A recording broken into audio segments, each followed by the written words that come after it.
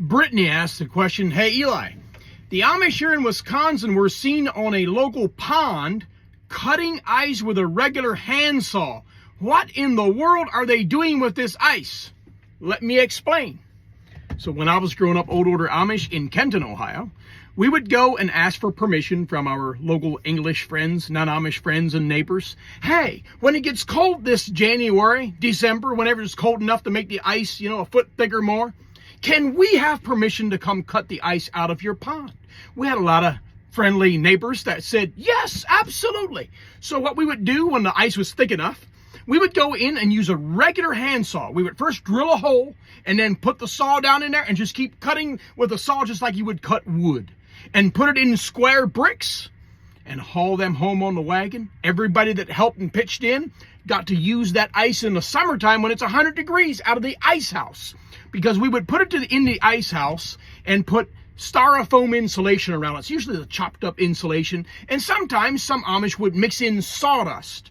Either way, it completely keeps it from melting even at 100 degrees hot summer dog day weather. We would go in there and grab a brick and brush off all of the insulation, and only maybe the very little edge of the corner was melted, and that was it.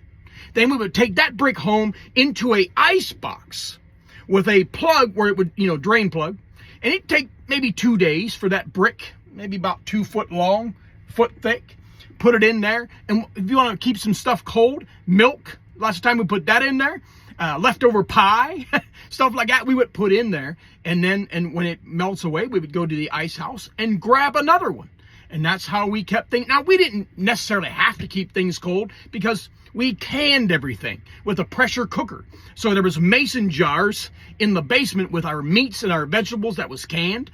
So in the mornings, we would get raw milk and use only what we needed. But it was nice in those really hot summer months to keep something cold to drink when we came up from the fields working real hard, sweaty. So it was nice to use that option, but it wasn't like you had to have it because we clearly didn't have electricity. We had no freezers, refrigerators. So the only way to keep something a little bit cold was to do the ice method and put it in the ice house.